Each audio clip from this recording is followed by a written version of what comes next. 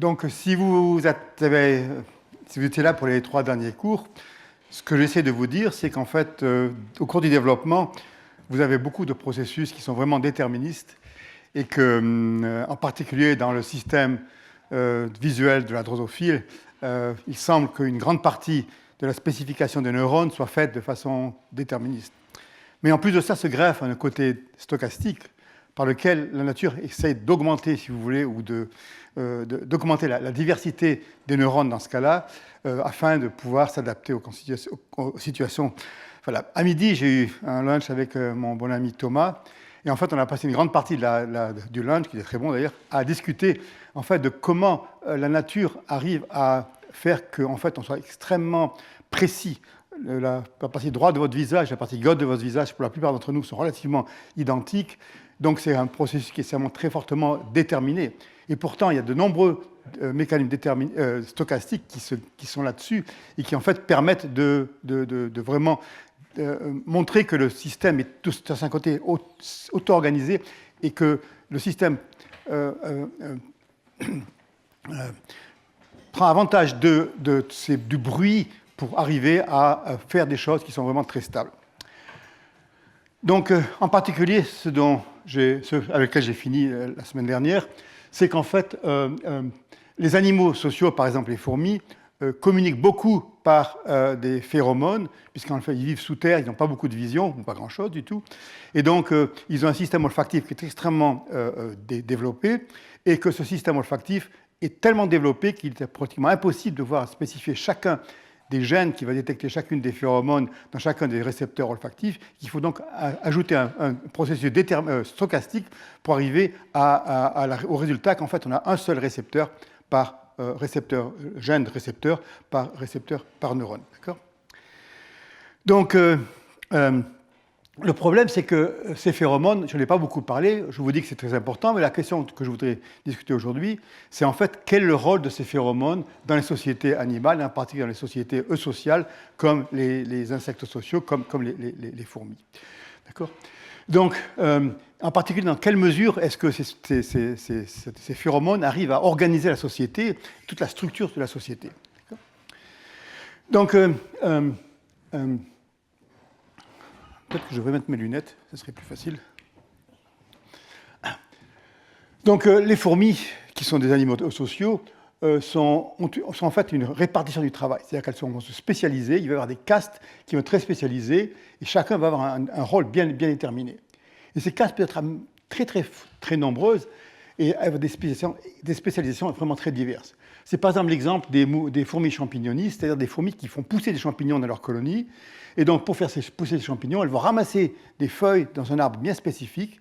Et vous avez des fourmis qui vont être spécialisées à couper les feuilles.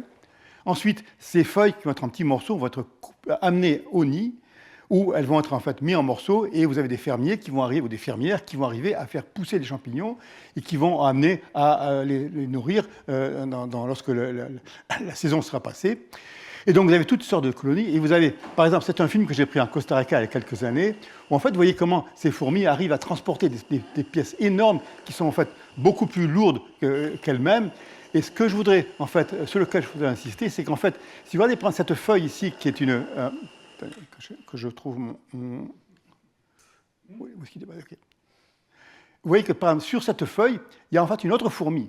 Pourquoi y aurait-il une autre fourmi sur... Il y a en fait 2 types de fourmis qui naviguent sur les feuilles transportées par les transporteuses.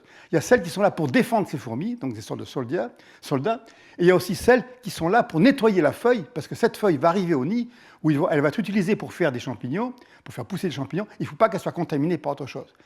Donc, si vous voulez, il y a toute une organisation très précise, et en fait, on peut compter une douzaine de castes dans cette espèce, entre la reine, les soldats qui vont défendre la colonie, les soldats qui vont défendre ceux qui transportent les feuilles, et puis tous ceux qui font l'agriculture, ceux qui nettoient les feuilles, et toute autre chose. Donc il y a une grande diversité, et tout ça, bien sûr, avec un seul génome. Donc comment avec un seul génome on arrive à avoir ce genre de choses ? Donc ce que je vous décris ici, les coupeuses de feuilles, les transporteuses de feuilles, les agricultrices, les éboueuses, les nourrices, les fourmis de la suite royale, il en faut qu'un, et les soldats, et bien sûr les reines et les mâles. D'accord ? Donc, comment on arrive à faire cette organisation et comment, en fait, que les phéromones arrivent à organiser tout cela? Je ne vais pas vous donner trop de détails là-dessus parce que c'est un petit peu trop compliqué, mais on va essayer de voir un petit peu dans une situation un petit peu plus simple. Okay. Vous avez des spécialisations qui sont extrêmement importantes. Par exemple, ça, c'est les fourmis peau de miel. C'est des fourmis, en fait, qui mangent tellement qu'elles vont stocker du miel pendant toute l'année pour arriver, pendant la saison où il n'y a plus rien à manger, à se nourrir elles-mêmes et surtout nourrir les autres. C'est en fait des réservoirs, des fourmis qui servent de réservoirs. Okay. Okay. Et les fourmis, bien sûr, sont quand même des animaux dont on a un petit peu peur. Et il y a des mouches, par exemple, qui se déguisent en fourmis, pratiquement, pour essayer de repousser les prédateurs. Vous voyez, sur les ailes de ces fourmis, il y a quelque chose qui ressemble un petit peu de ces mouches. Vous avez quelque chose qui ressemble à des fourmis. Okay. Okay. Donc, ce dont je voudrais vous parler aujourd'hui, avant tout, c'est la spécialisation, non pas de couper des feuilles ou de transporter des feuilles ou de les nettoyer, mais en fait, vers la partie reproductrice. Parce que toutes les fourmis, bien sûr, sont des femelles. Et donc, comment certaines des femelles vont arriver à devenir les reproductrices, vont se mettre à pondre des œufs. Et donc, comment est-ce que cette spécialisation va se faire? Donc, c'est ça dont je voudrais vous parler aujourd'hui. D'accord? Donc, comment utiliser les phéromones pour acquérir sa position sociale, en considérant que de se reproduire, c'est une position sociale élevée. Okay. Donc, et la question que je voudrais aussi poser, c'est est-ce que, en fait, ces castes sont très solides? Est-ce qu'en fait, on peut passer d'une caste à l'autre? Okay. Donc, est-ce qu'il est possible que des ouvrières se transforment en pseudo-queen, en pseudo-reine? En fait, en général, ce n'est pas du tout possible, mais dans le cas dont je vais vous parler aujourd'hui, vous verrez que ça peut être possible dans certains cas. Okay. Donc ça, c'est une colonie qu'on a dans le laboratoire, une colonie qui est bien organisée. Ce n'est pas une grosse colonie, ce sont des fourmis qu'on appelle des Harpegnathos, c'est des fourmis sauteuses qui sautent et qui en fait viennent d'Inde du Sud. Et vous voyez qu'il y a une grande activité. Vous avez tous les travailleurs, toutes les fourmis ici sont des femelles. Et donc ceux qui sont un peu plus jeunes, les plus jeunes ne sont pas encore très pigmentés et tout le monde travaille. Vous avez les pupes qui sont là, qui entendent d'éclore, d'accord, et vous avez les larves. Et la particularité des insectes sociaux, c'est que les larves en fait ne bougent pas. C'est-à-dire qu'elles ne se nourrissent pas, il faut qu'on les amène à la nourriture et qu'on les ramène là. Et vous voyez qu'en fait, certaines des fourmis vont en train de transporter des larves. Où est-ce qu'elle était? Là, oui. Elle transporte une larve, elle va l'amener au criquet. Elle ne se nourrit exclusivement que de criquets qu'elle tue elle-même, d'accord? Donc, c'est quelque chose de très organisé. Et puis, ce que vous avez, un truc un peu bizarre, vous avez ces petits machins que vous avez au milieu qui ont des ailes. Il y en a un là, il y en a un autre là. Et ça, qu'est-ce que c'est? Ce sont les mâles. Les mâles, ils ne foutent rien, comme d'habitude. Et en fait, ils sont là, ils attendent en fait la reproduction. Ils vont d'une durée très vite, très courte. Donc, comment cette colonie fonctionne? Cette colonie fonctionne avec une reine qui va pondre les œufs, les travailleuses qui font tout le travail et les mâles qui vont arriver. Comment ça se passe? C'est qu'en fait, la colonie va, à certaines périodes de l'année, produire des reines qui vont être des reines vierges. Et là, c'est une décision de la colonie. C'est-à-dire qu'en fait, la reine mère pond des œufs. Ces œufs vont être pris en charge par la colonie et certains d'entre eux vont être nourris de quelque chose un petit peu spécial. Par exemple, la gelée royale chez les abeilles, une nourriture un peu spéciale. Dans notre cas, elles ne se nourrissent que de criquets vivants. Donc, c'est un petit peu difficile. Peut-être qu'ils mangent le foie gras, je ne sais pas, enfin, quelque chose comme ça. Et donc, elles vont être nourries de façon spéciale, de telle sorte qu'en fait, elles vont grandir plus grosses, elles vont avoir des ailes et elles vont être destinées à devenir des reines vierges. Ces reines vierges vont naître dans une colonie, mais ces reines vierges ne seront jamais reines dans la colonie où elles sont vierges. Une colonie, en fait, dépend d'une seule reine. Quand la reine meurt, vous le verrez, la colonie est morte, dans la plupart des cas. Donc ça, c'est pour les reines vierges. Donc on va avoir accumulation pendant une certaine saison de reines vierges. Et à ce moment-là, la reine mère va décider de produire des mâles. Les mâles, ces petits machins qu'il y a ici, sont en fait des sacs de sperme avec des ailes. C'est en fait des animaux qui ne sont pas fécondés. Donc la reine ne passe pas par la spermathèque où elle garde son sperme. Donc ces animaux vont être haploïdes et vont devenir des mâles. C'est le seul mâle qui existe. Ils vont attendre là pendant quelques jours au contact de leur sœur reine vierge.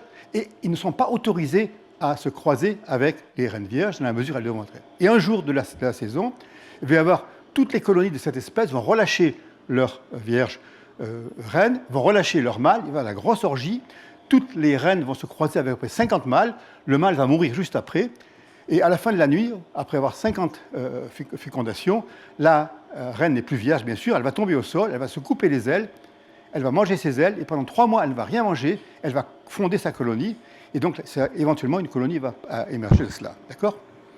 Donc, c'est un processus un petit peu compliqué, mais qui en fait marche bien. Ça permet, si vous voulez, de ne pas être inbred, de pouvoir avoir une certaine diversité génétique en se croisant avec les animaux de colonies voisines. D'accord ?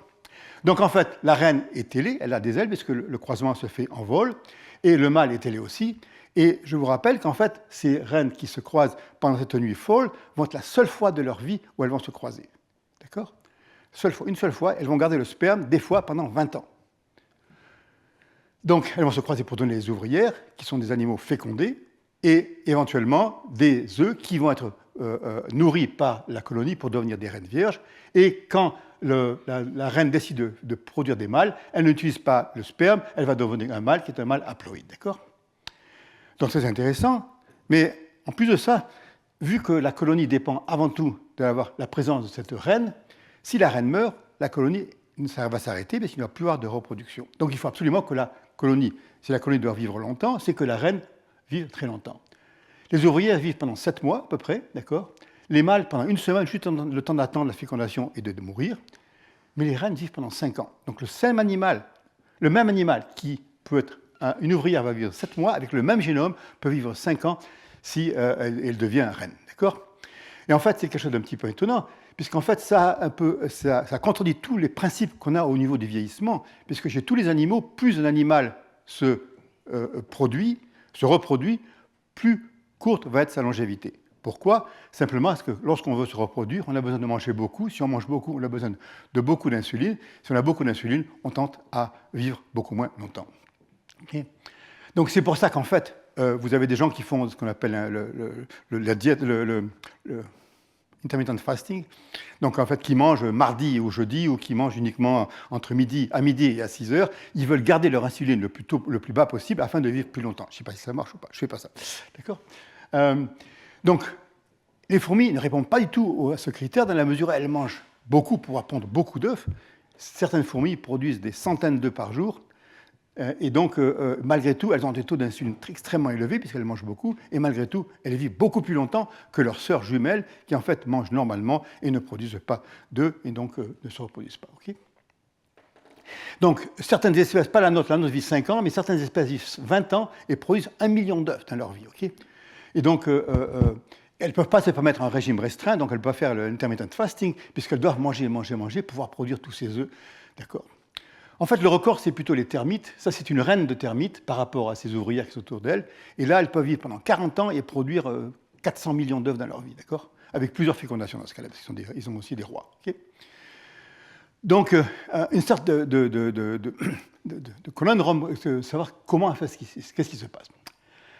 La raison pour laquelle on travaille avec cette espèce, c'est une bonne raison, c'est qu'en fait, comme je vous le disais, dans la plupart des colonies, si la reine meurt, la colonie est foutue, elle va donc dépérir, puisqu'il n'y aura plus de nouveaux individus qui vont naître. La raison pour laquelle nous travaillons avec cette espèce, c'est qu'en fait, si la reine meurt, ce qui va se passer, c'est que certaines ouvrières, vous verrez à partir d'un processus assez particulier, vont devenir des pseudo-reines, d'accord ? Donc elles vont devenir dans la peau d'une ouvrière, elles vont être promues à devenir pseudo-reines, elles vont avoir les ovaires qui vont grossir dans la peau, dans la même exocuticule d'une ouvrière, et elles vont commencer à produire des œufs. En fait, il en faut en général 3 ou 4 ou 5 pour maintenir la colonie, parce qu'elles n'ont pas, quand même, c'est pas des machines à produire des œufs comme les reines. Et la chose absolument étonnante, c'est que leur longévité, qui était à 7 mois à cette époque-là, va augmenter à 3 à 4 ans. Donc, augmenter d'un facteur de 5 à 10 fois. Donc, le même animal qui était né pour vivre 7 mois va vivre pendant 4 ans. Donc, qu'est-ce qui se passe pour qu'en fait la longévité soit augmentée de telle manière ? Toujours avec le même génome et avec le même animal qui s'est développé exactement de la même manière. Donc, qu'est-ce qui se passe pour choisir qui va devenir en fait les reproductrices ? C'est qu'en fait, il y a ce duel qui va être introduit. Donc, vous avez ici des fourmis qui sont peintes, on les a peintes pour pouvoir les reconnaître. Et vous voyez qu'il y a ce duel entre les antennes. En fait, elles s'échangent des phéromones par leurs antennes, d'accord ? Et un truc un petit peu bizarre, c'est que vous voyez qu'il y a beaucoup de disputes, ça va, et on n'arrive jamais à voir qui est-ce qui gagne, qui est-ce qui perd. C'est un échange vraiment réciproque. Il semble qu'on y va, on s'échange, mais on n'arrive pas à voir qui est-ce qui gagne et qui est-ce qui perd. Donc, quand on regarde ça un peu plus proche, Et on va essayer de paramétriser ça et de voir un petit peu dans quelle mesure on peut analyser ce qui se passe vraiment en détail au cours de cette dispute. Donc ça, c'est provoqué par la mort de la reine, l'absence de phéromones de reine. Vous allez avoir ce duel très intensif qui va durer pendant des mois, 2 mois des fois, qui va permettre de reconnaître celles qui vont devenir les pseudo-reines, qui vont se mettre à reproduire dans la colonie. Donc ce qu'on a fait maintenant, on a remplacé la coloration par un sort de QR code, donc on leur colle sur le dos, pour pouvoir les reconnaître par l'ordinateur de façon précise pendant des semaines. Et donc vous voyez ici, c'est que vous avez une dispute qui se passe, mais là encore, on n'arrive pas à voir exactement qui est-ce qui gagne, qui est-ce qui perd. Elles échangent leurs phéromones, et à ce moment, elles vont se séparer, et elles vont recommencer à quelqu'un d'autre, et cela, ça va durer pendant des semaines et des semaines, d'accord ? Donc, qu'est-ce qui se passe? Donc, on peut voir tout ça. On a toutes les fourmis qui sont paramétrisées, donc on peut les suivre et de comprendre quels sont les types de comportements que l'on peut comprendre. Donc, ici, ce que vous avez, c'est une table qui montre en fait au cours d'un mois, pratiquement 28 jours ici, ce qui se passe donc, pour différentes fourmis. D'accord? Vous avez toutes sortes de fourmis sur la colonne de gauche. Et en jaune, vous avez celles qui sont engagées dans ce duel, un duel permanent. Et vous voyez d'abord que personne ne se dispute immédiatement.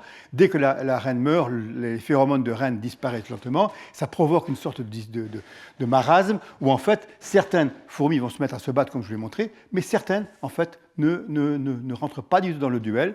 Et on ne sait pas trop lesquelles vont être choisies ou pas. Elles ne deviendront jamais ce qu'on appelle des gamergates, ces pseudo-reines, et elles ne pondront jamais d'œufs, alors que les autres vont pondre des œufs, vont avoir des ovarioles qui vont commencer à se développer.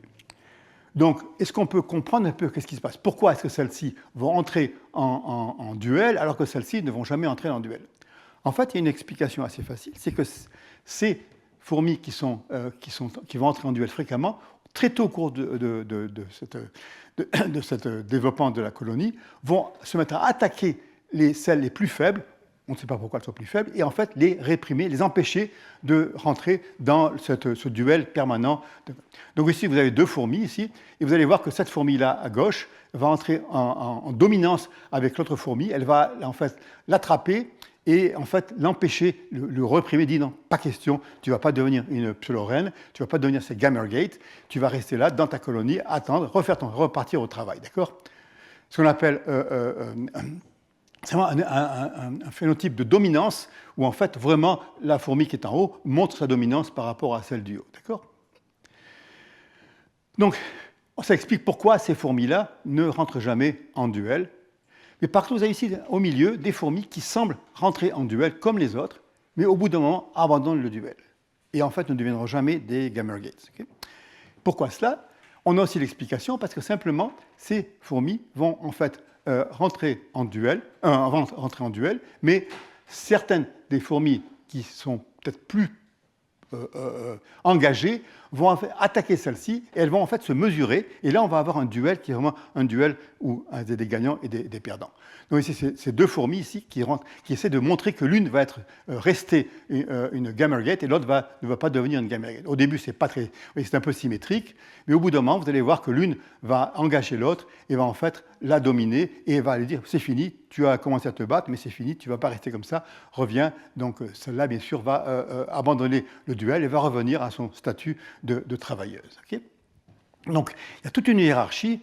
Et en fait, si on regarde un petit peu ce qui se passe en détail et qu'on fait une sorte de clustering, on peut s'apercevoir qu'on regarde tous les comportements. Et donc, vous avez deux comportements très différents. Ceux, en fait, ceux qui vont devenir les pseudo-reines, les gamergates, qui vont très séparés du comportement soit de ceux qui ne rentrent jamais dans le duel, ou ceux qui ont commencé à entrer dans le duel, on les voit quelques-unes ici, mais qui rapidement redeviennent dans le domaine de celles qui ne se battent pas. D'accord ?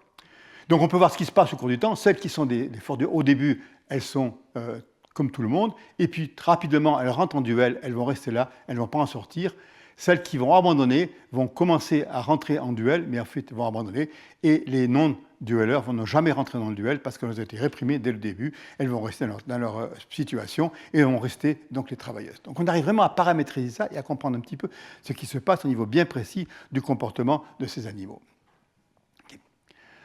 En fait, non seulement elles se battent constamment, mais en fait, celles qui gagnent, les gamergates, vont rester, ça c'est une vision superficielle, une vue d'en haut de la présence de toutes les gamergates ou les autres fourmis, et vous voyez que les gamergates, elles vont se concentrer dans le milieu de la colonie, elles vont être vraiment toutes groupées, continuer à se battre constamment, et rester là. Par contre, celles qui vont abandonner, ils vont commencer à se regrouper, puis vont se disperser, et les autres vont constamment être dispersées au cours de ce duel.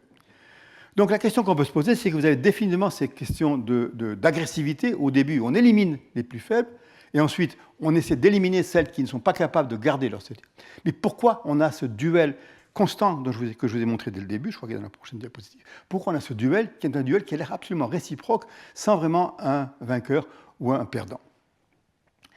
Donc en fait, si on regarde un petit peu ce qui se passe, si on choisit celles qui vont arrêter de se battre, vous apercevez que très rapidement, au bout de ça, c'est 50 jours d'observation, vous allez voir que très rapidement, elles abandonnent le duel, d'accord? Donc c'est vraiment un système de gagnant-perdant, c'est vraiment ces phénomènes de dominance, d'agressivité qui permettent à ces ouvrières de revenir au travail, en comparaison avec les gamergates qui, elles, entrent en duel rapidement et restent en duel pendant près de 2 mois.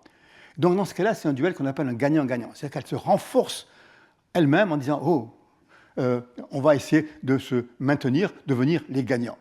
Et en fait, ce qu'elles font, c'est qu'en fait, elles échangent leurs phéromones, et en échangeant leurs phéromones, elles vont augmenter leur taux de phéromones de reine, et elles vont diminuer leur sensibilité aux phéromones de reine. Donc, en se battant pendant 1 mois, elles vont augmenter, jusqu'à ce qu'en fait, elles aient un statut de pseudo-reine, où en fait, elles vont produire beaucoup d'hormones de reine, et en fait, ne pas être sensibles à ces hormones de reine. Donc, on est à cette situation-là où, en fait, maintenant, une colonie qui va être menée par des gamergates. Et en fait, je dois avouer que dans notre laboratoire, comme c'est très difficile d'avoir la situation où on a les reines vierges qui s'envolent et qui se croisent avec les mâles, c'est pas très facile de faire ça dans le laboratoire. Donc, en fait, toutes nos colonies sont maintenues grâce à ces pseudo-reines, ces gamergates, et elles sont en fait très fertiles. Il en faut 3 ou 4 par colonie, et ça marche tout à fait bien, d'accord? Donc, comme je vous le disais, ces gamergates ont une augmentation absolument dramatique de leur longévité. Donc vous avez la longévité qui, je vous disais que les ouvrières meurent en moyenne au bout de 7 mois, d'accord? Et les gamergates peuvent vivre 3-4 ans, donc de façon beaucoup, beaucoup plus longue, même si, a priori, elles étaient nées pour vivre pendant 7 ans. L'intérêt aussi, c'est que ce système est en fait réversible. Donc si vous avez une colonie qui est menée par un gamergate, d'accord? Tout va bien, elles se croisent avec des mâles. Dans ce cas-là, elles se croisent avec leurs frères. De façon intéressante, les mâles ne se croisent jamais avec leurs sœurs, qui sont des vierges, des reines vierges. Elles ne se croisent jamais avec elles, sauf lorsqu'elles sont en vol. Dans la colonie, les mâles sont autorisés à se croiser avec leurs travailleuses. Et donc, tous les animaux qu'on transforme avec ce duel sont en fait fécondés à l'avance. Et donc, les mâles peuvent se croiser avec leurs sœurs ouvrières, et pas avec leurs sœurs pseudo-reines. Donc ici, on a des gamergates qui sont tout à fait fertiles, qui sont fécondés, qui ont été fécondés au préalable et qui donc peuvent maintenir la colonie tout à fait normalement.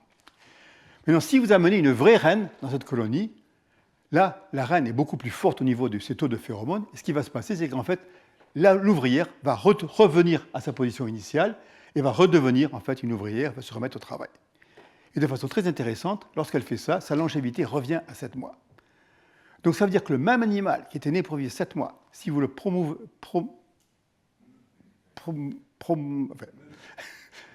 aidez-moi. Si elle était promue à devenir une pseudo-reine, elle va vivre 4 ans. Et si en fait, elle fait une réversion, retombe dans son statut d'ouvrière, elle va revenir à 7 mois. D'accord? En plus, la plupart, elles finissent dans le bec d'un oiseau, donc c'est pas très intéressant. Okay? Donc, ce que vous voulez, en fait, c'est que la longévité, en fait, revient, en fait, comme je vous le disais, à celle d'une travailleuse normale. Donc, en fait, tout ce qu'on avait gagné au cours du gamergate, en fait, est éliminé lorsqu'elles elles reviennent à leur statut de reine. Donc, la question qu'on peut se poser, c'est comment, en fait, cette augmentation de longévité se fait. Et en fait, comme je vous le disais, c'est quelque chose de tout à fait inattendu, parce qu'en fait, longévité est anticorrélée avec reproduction. Donc, elles acquièrent une grande capacité à se reproduire et en même temps, elles deviennent une longévité beaucoup plus longue. Okay? Donc, comment on peut résoudre ce paradoxe d'une longévité extrême avec une reproduction très élevée. Donc, comme je vous le disais, le problème de se reproduire, c'est qu'il faut manger beaucoup, c'est qu'il faut avoir une insuline élevée, et que l'insuline, ce n'est pas très bon pour vous. Pourquoi l'insuline n'est pas très bon pour vous? Parce qu'en fait, l'insuline va se lier à un récepteur, et en fait, donc, elle va agir pour en fait, diminuer la longévité. Donc là, ici, vous avez, c'est un peu quels sont les changements qui se passent au cours de cette transformation d'ouvrière à Gamergate. Ce que vous voyez, c'est qu'en fait, les ouvrières ont très peu d'hormones, de phéromones de reine, qui sont en fait ce qu'on appelle les cuticulas hydrocarbones. C'est en fait des longues chaînes de carbone, très longues, qui ne sont pas très volatiles du tout. Donc c'est pour ça que la plupart des échanges se font par contact physique. Donc ces longues chaînes d'hydrocarbone. Et donc vous voyez que chez les Gamergate, il y a une augmentation énorme de la production de ces hydrocarbones et qui est éliminée lorsque les animaux reviennent à leur statut de travailleurs. D'accord ? En même temps, en devenant Gamergate, elles vont se mettre à produire pas mal d'œufs, beaucoup d'œufs. Et par exemple, dans leur ovaire, vous avez pratiquement jamais un œuf qui se produit chez les ouvrières ou chez les révertants, mais par contre, vous avez de très nombreux œufs qui sont constamment en production chez les Gamergate. Vous avez aussi une ovaire d'ouvrières, une ovaire de révertants, et vous voyez qu'en comparaison, l'ovaire des Gamergate est beaucoup plus développée, et parce qu'elles vont se mettre à produire beaucoup d'œufs, et en même temps gagner une extrême longévité. De façon intéressante, lorsque ces animaux deviennent des Gamergates, leur cerveau a tendance à se rétrécir aussi. Ce n'est pas très clair pourquoi. Et en fait, on ne pense pas que ce soit en fait une mort cellulaire, on pense qu'en fait c'est une rétraction des neurones, dans la mesure où leur rôle principal c'est de rester sur les œufs et de pondre des œufs, Il n'y a plus grand-chose à faire, alors que les autres, les ouvrières, doivent aller chasser les criquets, donc ça demande quand même pas mal de travail. Et donc le cerveau se rétrécit et il regrandit lorsqu'elles reviennent à leur statut d'ouvrière. Okay. Donc, de façon très attendue, lorsque les ouvrières deviennent des Gamergate, elles se mettent à manger beaucoup plus, toujours des criquets, mais elles mangent beaucoup plus et elles vont se mettre à pondre des œufs, et leur insuline, en fait, augmente énormément. Et donc, si vous mangez beaucoup, vous allez certainement vivre moins longtemps, d'accord ? Donc, il faut savoir un petit peu ce qui se passe. Donc, l'insuline, ça va donc agir d'une certaine manière, d'une bonne manière, en fait, pour produire les œufs. On va agir sur le système pour produire toutes les protéines, toutes les lipides des œufs. Vous voyez ici une ouvrière, ça c'est ses ovaires. Si vous injectez ces ouvrières avec de l'insuline, vous arrivez à induire le développement d'œufs de façon très forte. Donc vraiment, l'insuline est le facteur qui permet d'augmenter la production d'œufs. Maintenant, ce qu'il faut savoir, c'est que l'insuline le récepteur d'insuline a en fait un chemin bifurqué pour arriver à deux conséquences dans la cellule. L'une, c'est donc l'insuline se lie à son récepteur. Le récepteur est un récepteur tyrosine kinase.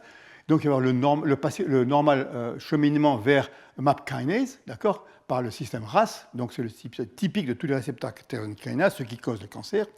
Mais ils vont aussi avoir un cheminement branché où ils vont activer AKT, donc phosphoryler AKT.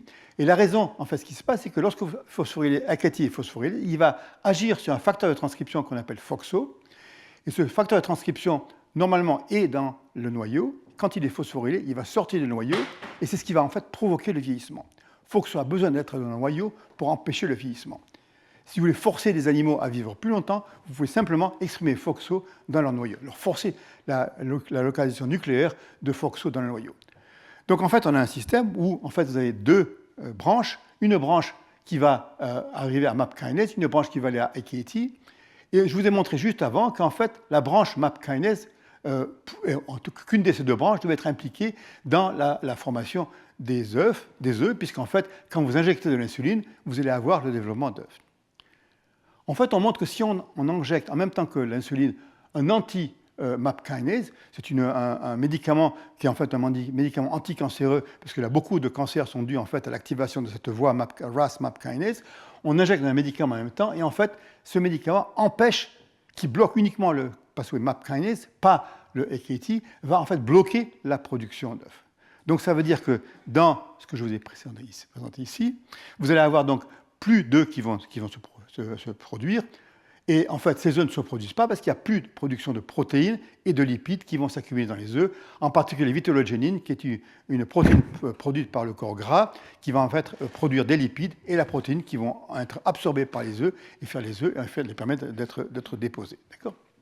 Donc il semble que la branche MAP kinase de l'insuline soit nécessaire pour la production de l'oogénèse, et donc il nous reste à savoir ce qui se passe avec la branche AKT-FOXO, celle qui, en fait, on le sait, produit le vieillissement, puisque si vous avez phosphorylation de AKT, vous avez FOXO dans le cytoplasme, et donc vous avez du vieillissement. Et là, c'est la surprise qui s'est arrivée, c'est qu'en fait, si on regarde dans les Gamergate, on regarde ce qui se passe sur FOXO. FOXO est en fait cytoplasmique chez les ouvrières parce qu'elles mangent, elles ont un petit peu d'insuline normalement, et donc un petit peu attendu. FOXO est avant tout cytoplasmique dans la mesure où ces ouvrières qui mangent normalement ont un petit peu d'insuline, donc leur FOXO est cytoplasmique. Par contre, chez les gamégates, il y a un taux d'élevé beaucoup plus élevé d'insuline. En fait, FOXO est nucléaire. Or, ça, c'est complètement inattendu puisque FOXO devrait être absolument cytoplasmique s'il y a des taux d'insuline très élevés. Ça veut donc dire quelque chose qui est un petit peu bizarre, c'est qu'en fait, on a beaucoup d'insuline, on a aussi beaucoup d'insuline par la voie MAP kinase pour produire les œufs, mais par contre, on n'a pas l'activité de la AKT, puisqu'en fait, le FOXO est nucléaire. Donc en fait, ce que je vous dis ici, c'est qu'en fait, la source, la fontaine de jouvence, c'est qu'en fait, d'une certaine manière, on a bloqué, d'une manière ou d'une autre, la voie AKT, et donc à ce moment-là, on a FOXO nucléaire, et ce qui permet certainement aux fourmis de vivre beaucoup plus longtemps. Bah, il te fait vieillir. Donc en fait, on peut s'apercevoir que c'est vrai, puisqu'en fait, si vous regardez en fait, la phosphorylation de AKT, on s'aperçoit qu'en fait, AKT, même chez les gamégates, il y a beaucoup d'insuline, en fait, n'est pas phosphorylée, ce qui est absolument inattendu. D'accord ? Donc comment est-ce qu'on va expliquer ça ? Donc en fait, on a ces deux voies, et on a une forte activation de MAP kinase et pas du tout d'activation de AKT. Donc ça veut dire que la voie AKT a été complètement bloquée, ce qui permet d'expliquer pourquoi ces fourmis en fait vivent plus longtemps. Donc, qu'est-ce qui permet en fait de bloquer la voie AKT sans bloquer la voie MAP kinase ? Okay ? Donc on s'est posé la question, et en fait ce qu'on a remarqué, c'est qu'en même temps que l'ovaire se développait en réponse à l'insuline, donc vous avez une grande augmentation de l'insuline, mais on s'est aperçu qu'il y avait une molécule qui était produite par l'ovaire, qui est en fait une molécule qui est une anti-insuline, qui est AMPL2. C'est une anti-insuline. Mais c'est un anti-insuline un peu particulier, dans la mesure non seulement c'est une anti-insuline, mais elle ne bloque clairement pas la voie MAP kinase, puisqu'en fait, MAP kinase est requise pour arriver à développer les ovaires. Et par contre, ce qu'elle fait, c'est qu'elle bloque quand vous traitez on peut pas faire beaucoup d'expériences in vivo chez la fourmi dans la mesure où c'est difficile à manipuler, mais si vous faites ex vivo, vous prenez un corps gras, vous le traitez avec l'insuline, vous augmentez AKT, si vous le traitez en même temps avec cette protéine anti-insuline, vous bloquez la voie AKT et par contre vous ne bloquez pas la voie MAP kinase. Donc ça, en fait, c'est un inhibiteur qui est en fait sécrété par l'ovaire, et donc on peut récapituler ce qui se passe un petit peu. C'est qu'en fait, la raison pour laquelle vous avez cette longévité accrue en même temps que vous avez une augmentation du métabolisme afin d'avoir une reproduction très élevée, c'est qu'en fait, vous bloquez AKT et vous ne bloquez pas MAP kinase. Et en fait, ça arrive à expliquer pourquoi vous avez ces deux phénomènes qui sont complètement contradictoires. Donc en fait, vous gagnez le duel, vous avez cet échange de phéromones, vous augmentez vos phéromones de reine, vous commencez à avoir un plus grand appétit, vous produisez de l'insuline, l'insuline va amener au développement de l'ovaire, le développement de l'ovaire va en fait produire cette anti-insuline qui va bloquer le AKT, va permettre en fait d'empêcher la longévité de se raccourcir, donc vous avez une plus grande augmentation de la longévité. D'accord ? Donc, la question qu'on peut se poser, c'est comment l'absence de phéromones peut-il arriver à cette transition spectaculaire ? Donc, en l'absence de la reine, si vous avez une mort de la reine, vous avez un chamboulement complet de tout le système, puisqu'il n'y a plus de hiérarchie, tout le monde va être au même niveau, et ça va induire l'agressivité, et ça va induire le duel. La plupart des ouvrières sont éliminées par l'agressivité des futurs gamergates. Et par contre, le duel entre les gamergates va permettre d'augmenter, de renforcer leur statut et en fait de gagner cette dominance, de devenir des gamergates. Elles deviennent de moins en moins sensibles aux phéromones et en même temps qu'elles produisent de plus en plus de phéromones. Et en même temps, elles produisent beaucoup d'insuline grâce à un accès favorable à la nourriture, ce qui induit le développement de MAP kinase qui va produire des ovaires. Et les ovaires, à ce moment, vont se produire l'anti-insuline qui va bloquer AKT et FOXO. Et donc, vous avez à ce moment la solution du système, qu'en fait, que cette anti-insuline permet d'augmenter un système sans affecter la longévité des animaux. OK. Donc, ce qui se passe, c'est que vous avez donc acquis, grâce à ce jeu de phéromones, ce jeu de dominance, ce jeu de comportement dominateur ou d'échange de gagnant-gagnant, vous arrivez à construire cette nouvelle hiérarchie dans la situation Okay. Donc, on comprend relativement bien ce qui se passe là, mais la question qu'on peut se poser, c'est est-ce que c'est vraiment les seuls animaux pour lesquels, en fait, on a cette plasticité ou ce polymorphisme où, en fait, on peut avoir, avec un même génome, plusieurs types d'animaux qui peuvent arriver à avoir des spécialisations un petit peu diverses. En fait, ce n'est pas exactement le cas, et je vais vous donner un autre exemple ici qui est un petit peu similaire, qui est l'exemple d'un papillon, d'accord, qui n'est pas social du tout, d'accord. Il n'est pas social, mais il s'appelle mormon commun mâle, donc c'est un mormon commun. Il s'appelle mormon parce qu'en fait, on pensait qu'il était polygame, d'accord. Donc c'est le nom traditionnel.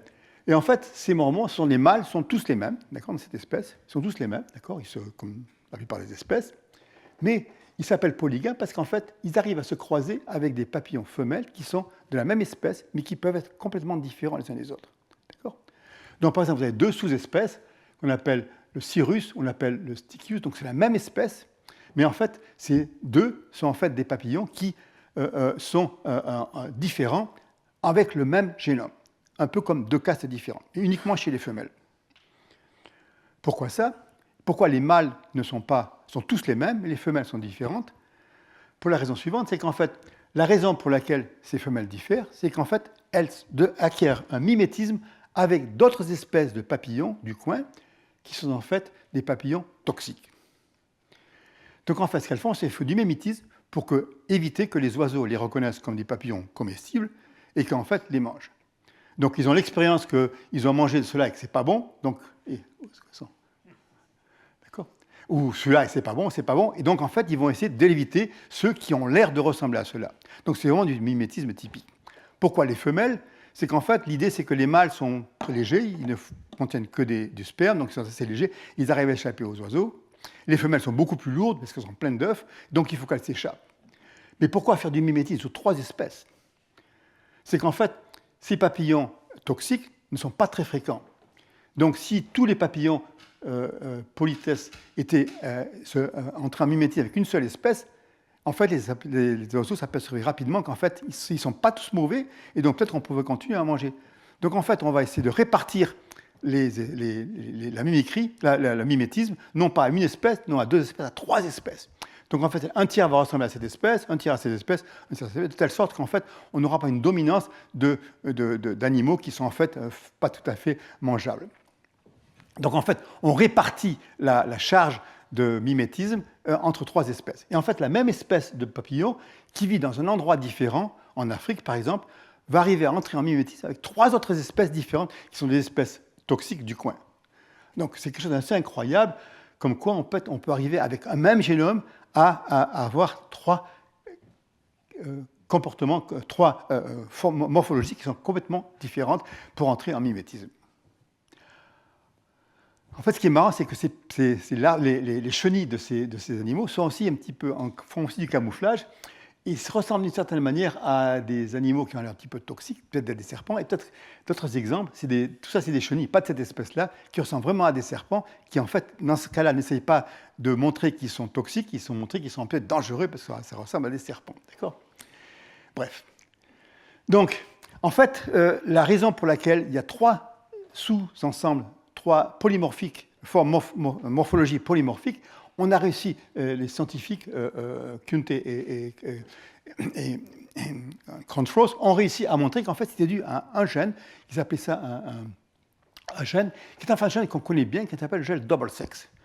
Donc en fait, double sex, c'est un gène qui est impliqué dans la détermination du sexe.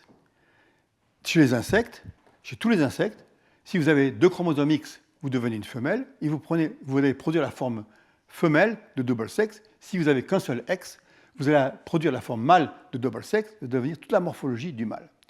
Donc en fait, la différence majeure entre 2 animaux d'une même espèce, c'est vraiment mâle-femelle, est due à ce gène double sex. Ici, en fait, ils ont produit chez la femelle 3 sous-ensembles qui sont aussi contrôlés par d'autres formes de double sex, le même gène, mais qui a 3 isoformes qui peuvent produire soit une des formes morphologiques, soit une autre forme, soit une autre. On ne comprend pas très bien comment ça se passe, mais malgré tout, on sait que c'est dû à ce gène double sex. D'accord ? Donc en fait, on comprend bien comment la nature arrive à créer des castes ou des polymorphismes dans la nature pour essayer d'échapper d'empêcher de se faire manger ou autre chose.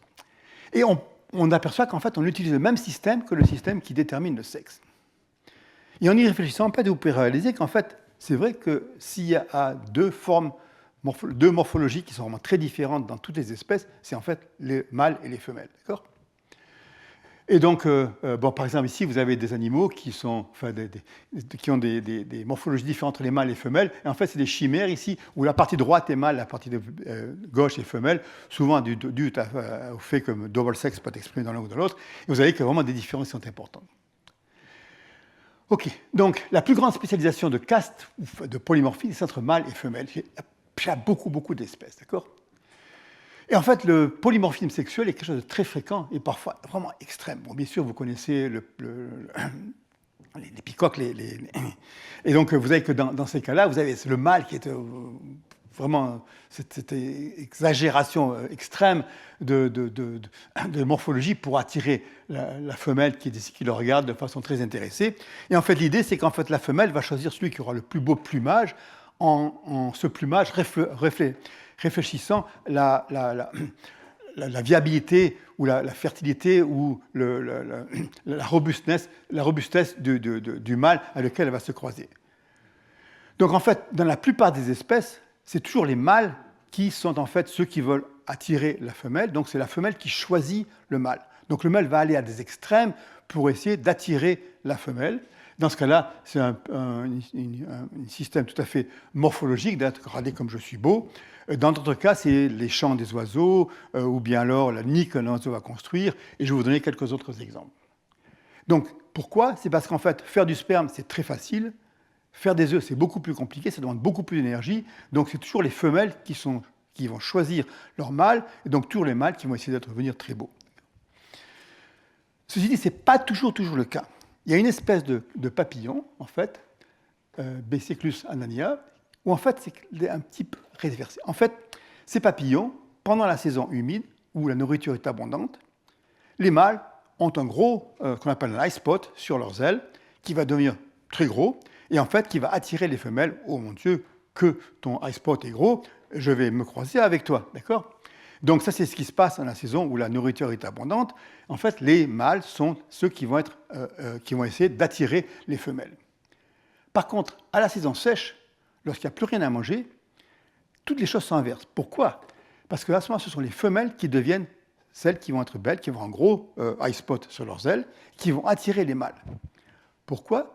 Parce que dans ce cas-là, les mâles, lorsqu'ils vont se croiser avec leurs femelles, ils vont transférer un tiers de leur poids avec leur sperme pour nourrir en fait les œufs de ces femelles. Dans ce cas-là, c'est eux qui vont donner, et donc c'est eux qui vont être capables de choisir. Donc en fait, vous voyez que ce qui est important, ce n'est pas tellement que ce soit mâle ou femelle, c'est la question, c'est qui va bénéficier d'attirer celui qui est le plus fit pour permettre la survie de la progéniture. Mais revenons un petit peu à cette diversité sexuelle, et en particulier la diversité chez les animaux qui m'intéressent beaucoup, qui sont les insectes, et en particulier les diptères. Donc je suis sûr que vous avez entendu parler des tabanides, qui sont les mouches à cheval, où en fait c'est ces horribles bêtes qui, quand vous allez dans les prés, vous attaquent à grande vitesse. Ils vont en fait arriver comme celle-ci, arriver avec son sorte de couteau dans sa partie buccale, va arriver couteau pointu, et va percer votre peau, ou la peau d'un cheval, va le faire saigner. il va se mettre à saigner, elles vont revenir 5 minutes après pour aller sucer le sang. Donc ce n'est pas comme les moustiques, quand elles envoient quelque chose de façon un petit peu subreptice, elles vont vraiment de façon brutale arriver à percer la peau avec cet outil-là. D'accord ?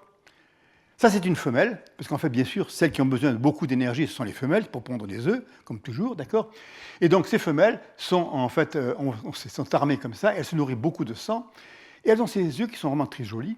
Mais en fait, ces yeux, ce n'est pas pour attirer les mâles, pas du tout. En fait, c'est un signal de dire quelle espèce je suis, de telle sorte que les mâles appropriés puissent les reconnaître, d'accord ?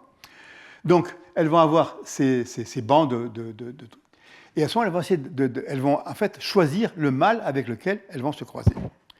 Et dans ce cas-là, le mâle ne va pas essayer d'être choisi de par sa beauté, ils ne sont pas très beaux, mais en fait de par sa capacité à attraper la femelle.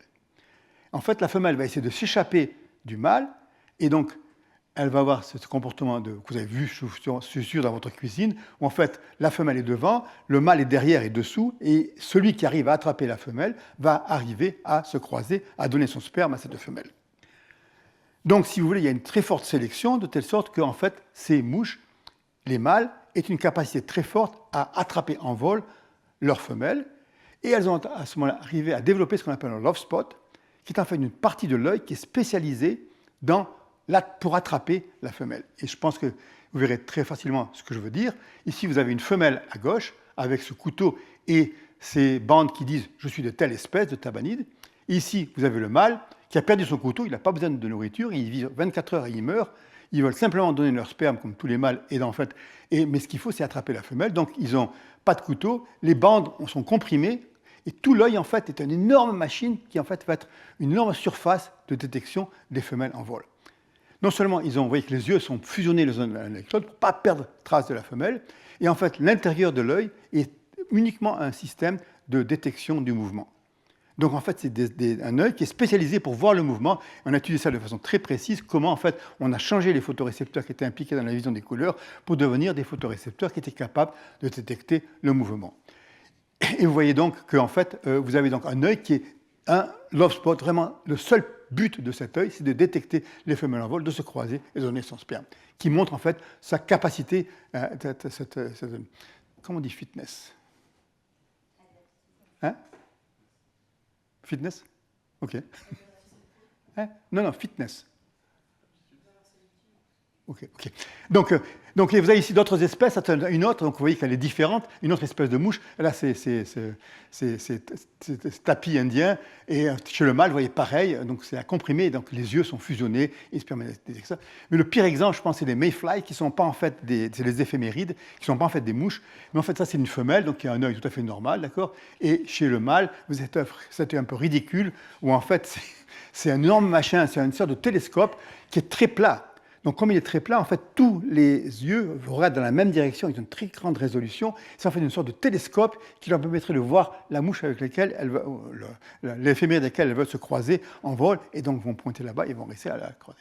Donc, vous voyez des spécialisations extrêmes dues au sexe, en fait, qui est un très fort agent pour contrôler l'évolution, pour faire des choses un petit peu bizarres. Okay. Et cela, c'est peut-être l'exemple. Ça, c'est une femelle, en fait. Donc, elle n'a pas un love spot. En fait, c'est un kill spot. Pourquoi? Parce qu'en fait, cette mouche a une très grosse tête. Elle a une très grosse qui va dans toutes les directions de l'espace. Et son œil est complètement dédié à déterminer le mouvement pour attraper des insectes en vol. En fait, c'est un parasite. Cette mouche, ce qu'elle va faire, c'est qu'elle va trouver des insectes qui volent. Elle va les attraper, très précisément. Elle va pondre ses œufs dans l'animal vivant. Et cet œuf va se développer à l'intérieur de l'animal, va être parasité, va tuer l'animal et va se mettre un milieu très nutritif dans l'intérieur. Donc ici, elle a spécialisé tout son œil pour devenir un kill spot, pour arriver à attraper tous les insectes, puis c'est son mode de vie. Ok, donc je vais peut-être vous montrer 2 ou 3 autres exemples de mouches qui sont intéressantes. Ça, c'était sur mon poster d'annonce des cours. Donc ça, non, c'est pas celle-là encore. Ça, c'est en fait une mouche, je l'appelle ça ma mouche du Texas. Ça, en fait, c'est des photos qui ont été prises par un de mes collègues qui est à Abu Dhabi un gars absolument formidable qui fait des photos absolument magnifiques. Ce qu'ils font, c'est qu'en fait, il attrape les mouches, elles sont mortes en général, et puis il fait à peu près 100 prises de vue à différents plans et ensuite, avec des systèmes d'informatique, il mélange tout ça, de sorte que tout soit en fait au point. Okay. Mais mon préféré, c'est celle-ci, en fait, qui est en fait cette mouche qui a ce décor qui n'est pas du tout sexe spécifique dans ce cas-là. L'arrivée à faire ça, c'est d'une délicatesse assez impressionnante, qui arrive donc à dessiner sur l'œil ce dessin. Et pour quelqu'un qui, je ne sais pas si tu vois du touring là-dedans, mais bon, c'est difficile de comprendre comment ils arrivent à faire ce dessin aussi précis, aussi beau, et aussi régulier aussi de l'œil gauche et de l'œil droit. Donc ça, c'est ma mouche favorite. Je crois que la photo a été faite par Benjamin Prudhomme il y a quelques années, il y a de nombreuses années en fait, c'est lui qui m'a donné. Okay. En effet, donc je vais arrêter là. Et donc pour conclure, en fait, ce que je vous ai dit ici, c'est que avec un même génome, on arrive à faire pas mal de choses très différentes et on peut arriver à se spécialiser de façon extrêmement importante. Et revenons un petit peu ce matin à cette discussion avec Thomas ce matin. Qu'est-ce qui est en fait contrôlé par le génome et qu'est-ce qui est contrôlé par d'autres événements, par exemple la dispute qui s'est passée entre mes fourmis ou les événements de l'environnement où ils vivent, comment ils peuvent arriver à entrer en mimétisme avec d'autres animaux. Donc en fait, tout c'est une sorte de développement qui va provenir d'un seul génome, du même génome, et qui va être contrôlé peut-être par un tout petit facteur, dans ce cas le gène double sex, par exemple pour les fourmis. Donc ça, c'est les personnes qui ont fait le travail. C'est le travail de Chi-Hon qui est là. Et en fait, ça, c'est un undergrad de NYU. Et ça, c'est une petite visiteuse Manon qui a été géniale, qui est passée l'été chez nous l'an dernier de Polytechnique et qui a fait toutes les analyses de comportement de nos fourmis. D'accord. Et puis, bon, on a d'autres histoires dont, en partie, je vous en ai parlé au sujet des récepteurs olfactifs, mais autre chose aussi. Et puis, le développement neural. Et tout ça, c'est les gens qui sont partis de mon laboratoire au cours des dernières années. Je vous remercie.